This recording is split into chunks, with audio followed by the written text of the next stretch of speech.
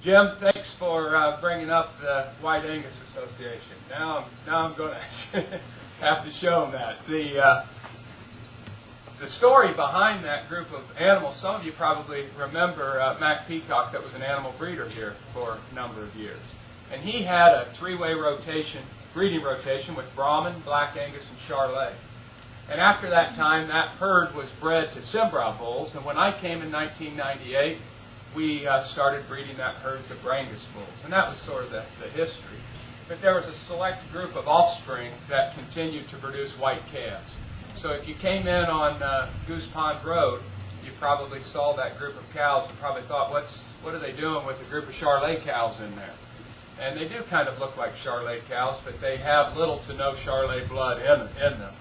Most of them are between a half and three-quarter Black Angus, but with the white hair coat. And so we kind of worked with that. Nick, the bull test station that your faculty run up at NFREC, our faculty wanted to send one of the bulls up there and put it in the station, or in the bull test. They said, well, that would be fine, but we only accept registered bulls. And I said, well, what does that mean? They said, well, your bull has to be recognized by some breed registry. And that was when the Ona White Angus Association was formed. And we created a certificate of registry, and we have an 8-digit number with 7 zeros and a 1. And that was the first one. Now number 2 is up there now. So that's the story behind that.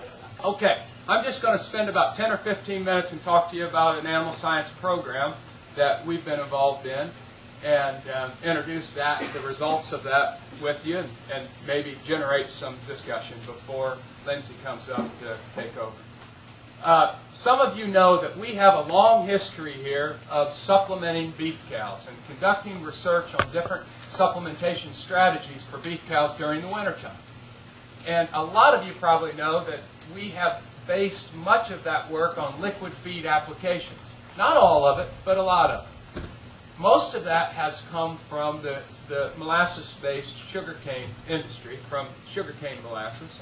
And the efforts that have went into that over the many years from faculty here are certainly not new to any of you. Dr. Finley Pate did a lot of that early work on how to utilize or create molasses-based slurries. And these are liquid feeds where we put additives in them. The additives can be anything from urea to a dry feed product like cottonseed meal or feather meal or things like that.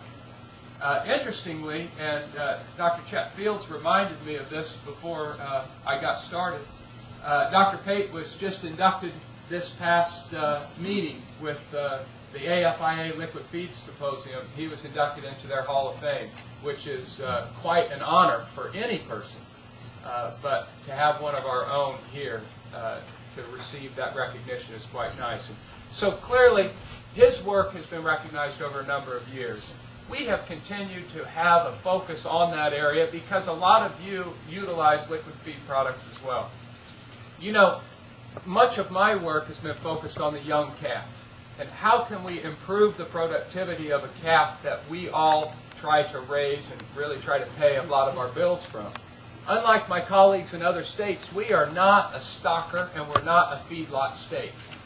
But we lead the nation in the number of cow-calf ranches with 2,500 head of cows or more. That number's probably lower than 2,500. No, we're not the largest cow state in the nation. We run in between about number 9 or 12, similar to Iowa, Dr. Payne, or Colorado in terms of total cow numbers. But we're number 1 in terms of large beef cattle ranches, and all of those beef cattle ranches make their money, they make their income from selling calves.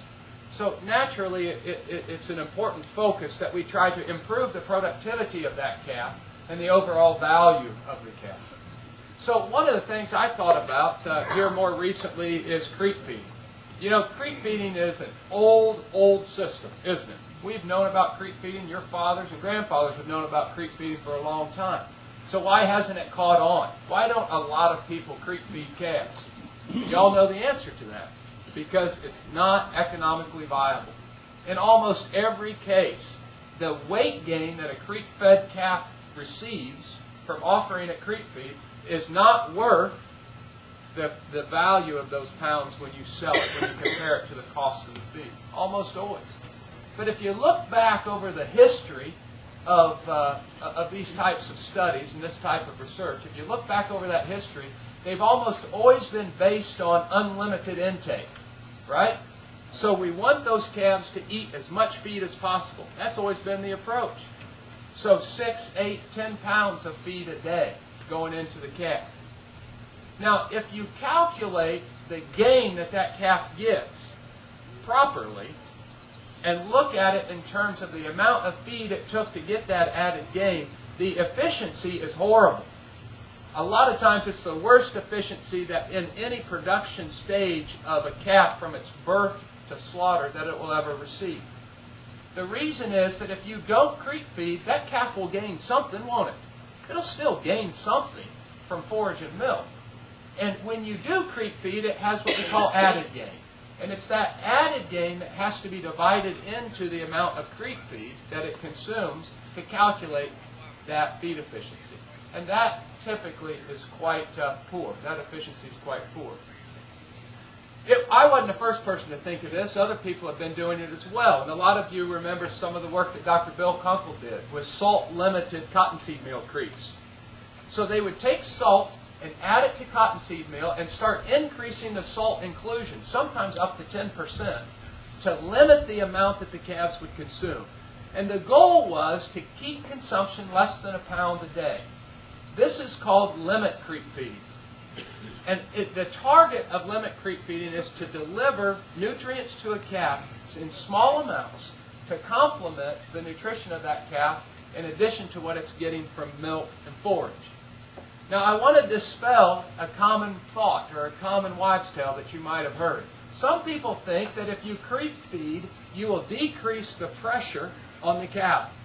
And what I mean by that is you'll improve the productivity of the cow by creep feeding the calf. Have you ever heard of this? Some people have asked me about that, and it's a common belief. That is really not true. It's not true at all. There's nothing better than milk for the calf. So if you creep feed, that doesn't mean it won't continue to suckle the dam. In fact, it will. It'll suckle the dam first. It'll get all the milk it can first.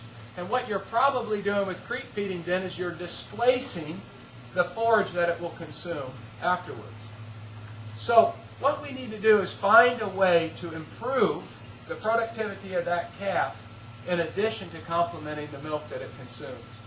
In Florida, a lot of us wean calves at 8 and 9 months of age. That's a little different than other states. People hear about that 9-month-old weaned calf and think that we wean at later ages. I don't know that that's necessarily true. It just fits well within our production system. And so within that system, I think we have opportunities to improve performance by creep feeding.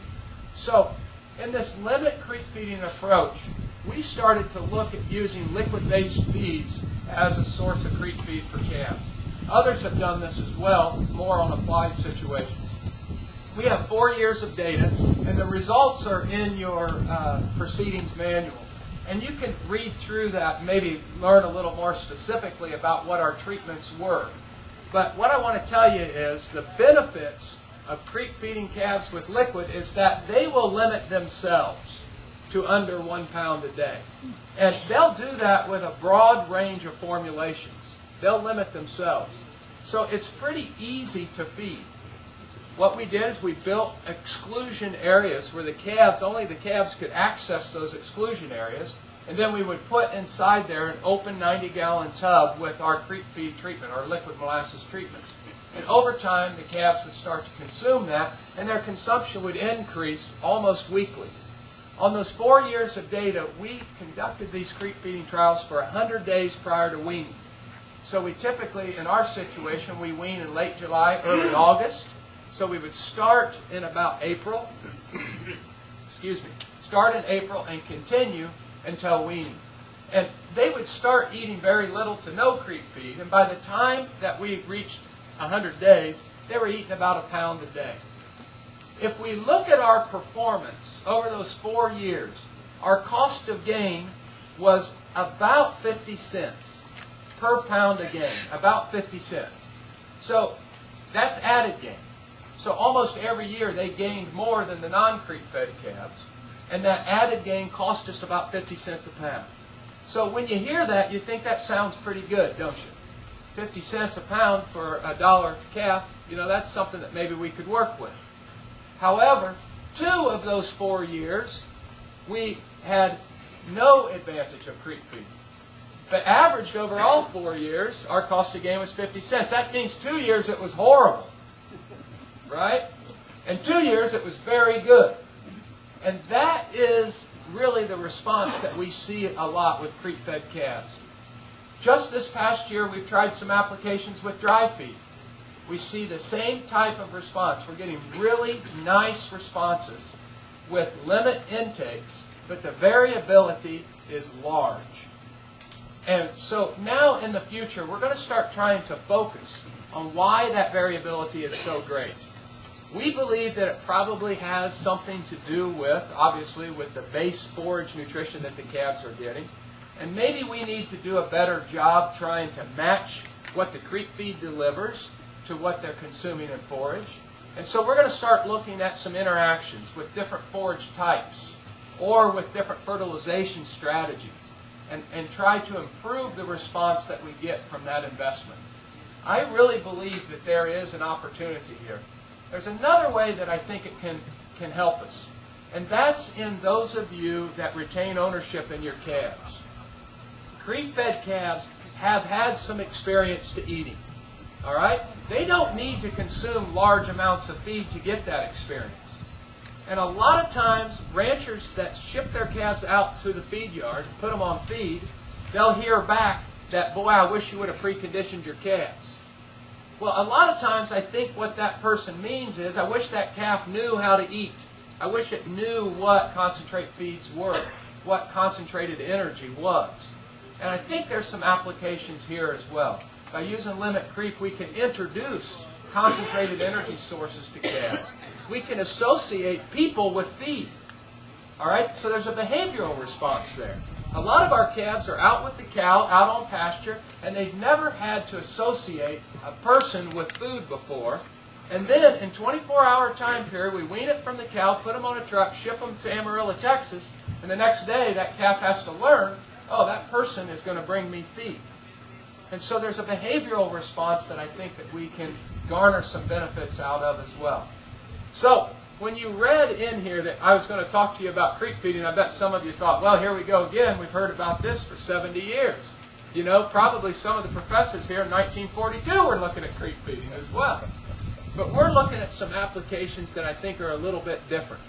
And we're trying to use these types of technologies to give an added gain and an added economical benefit and added value to our calves. And so with that, I'm just going to invite you to read through this, and the table of results are there. We've also took a summary of this and have placed it in the owner report for the Florida Cattlemen's Journal. That'll come out next month. You'll see some more in it there as well. We'll have at least 2 studies going on this summer with different types of creep feeding applications, and it's something that we're going to focus on.